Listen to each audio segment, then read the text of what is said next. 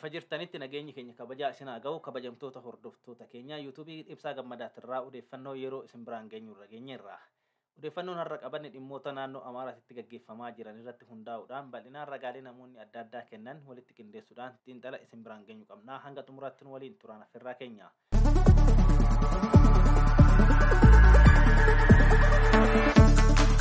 Rakkoo nageenyaa naannoo Amaaraatti babal'achaa dhufe hordofuun manni maree ministeerotaa labsii yeroo hatattamaa dabarseera. Naannoo Amaaraatti rakkoo nageenyaa babal'achaa dhufeen wal qabatee manni maree ministeerotaa walga'ii idilee har'a gaggeesse irratti labsii yeroo hatattamaa akka labsamu sagalee guutuun murteesseera. Labsii yeroo hatattamaa kun akka dabarfamu kan murteeffame aangawoonni federaalaa fi naannoo Amaaraa nageenyi naannichaa qaamota hidhatanii socho'an kanneen faannoo ofiin jedhaniin boora'aa jiraachuu ibsuu hordofeeti. Aangawoonni kunneen rakkoon nageenyaa babal'achuu ibsuun tarkaanfii seera kabachiisuu naannichatti cimee kan itti fufu ta'uu ibsaniiru. Naannoo Amaaraatti jeequmsa humnoonni fiinxaaleeyyii faannoo ofiin jedhan taasisaa jiraniin nageenyi naannichaa haalaan boora'uun sochiin hawaas-dinagdee uummata naannichaa haalaan danqamuu jiraattonni himaa jiru. Daandileen gara magaalota gurguddootti nama geechan cufamaniiru. Sochiin geejjibaa dhaabbateera. Saamichi ajjeechaa fi nama ugguruun haalaan hammaataa jira. Balalliin xiyyaaraa gara magaalaa Gondorii fi Laalibalaatti taasifamu guutummaatti dhaabbateera. Guyyaa kaleechaa bulchiinsi naannoo Amaaraa rakkoo naannichatti qaamolee hidhataniin uumamaa jiru dhaabsisuuf mootummaa federaalaa jidduu seenuun tarkaanfii akka fudhatu xalayaan gaafatee ture. Rakkoo nageenyaa naannoo Amaaraatti mudatee sirna seera kabachiisuu idileetiin furuu hin dandeenye kan jedhu bulchiinsi naannichaa mootummaa federaalaa gidduu seenee tarkaanfii seeraa barbaachisu akka fudhatu yaamicha dhaqqabaa taasisee ture. Pirezidaantiin mootummaa naannoo Amaaraa Dr. Yilqaal Kaffaalee xalayaa guyyaa kaleechaa mootummaa federaalaatiif erganiin rakkoon nageenyaa naannichatti mudate kasaaraa namoomaa hawaasummaa fi dinagdee geessiseera jedhaniiru.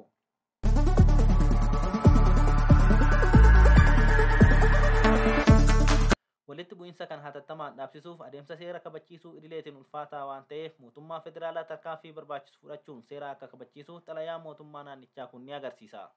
Kanuma hordofuun mootummaa federaalaa yaamicha mootummaan naannichaa taasise fudhachuun manni maree ministeerotaa guyyaa har'aa walgahii hatattamaa taa'een labsii yeroo muddamaa guutummaa naannichaatti labseera. Labsiin kunis guutummaa naannichaatti darbuu maleen ammaaf haga yoomitti akka turu wanni ibsamee hin jiru.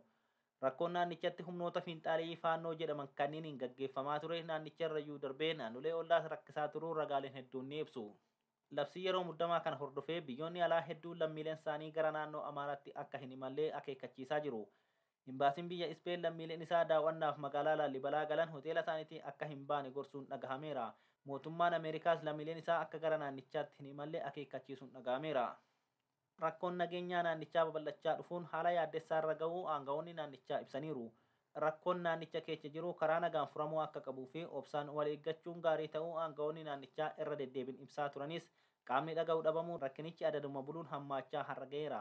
Humnoonni fiinxaaleeyyii faannoo ofiin jedhan kunneen namoota eenyummaa isaanii irratti xiyyeeffachuun kan ajjeesaa turan yoo ta'u, aangawoota mootummaa naannichaas hoogganaa waajjira paartii Bilxiginnaa naannichaarraa jalqabee hooggantoota hedduu galaafataniiru.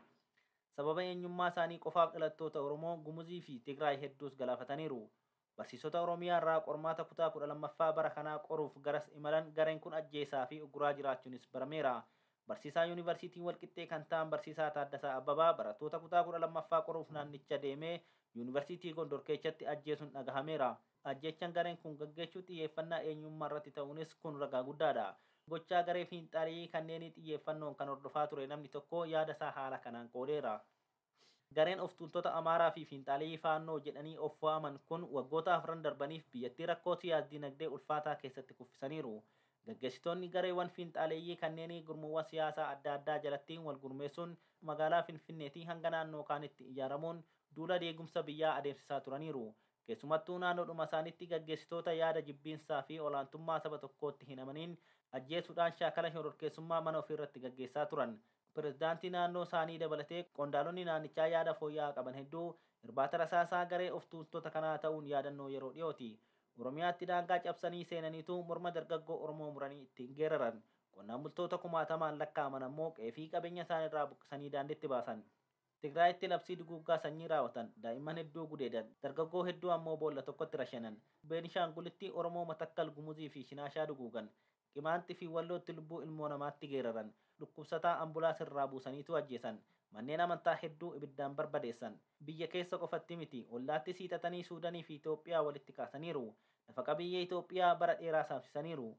Walumaa galatti jarri fiinxaaleeyyii Amaaraa kun rakkoo nageenyaa fi siyaasaa biyyattii mudatee da'oo godhatanii hawaasummaa diinagdee fi siyaasa biyyattii dhidhimatti gataniiru jechuun yaada ofii lafa kaa'eera.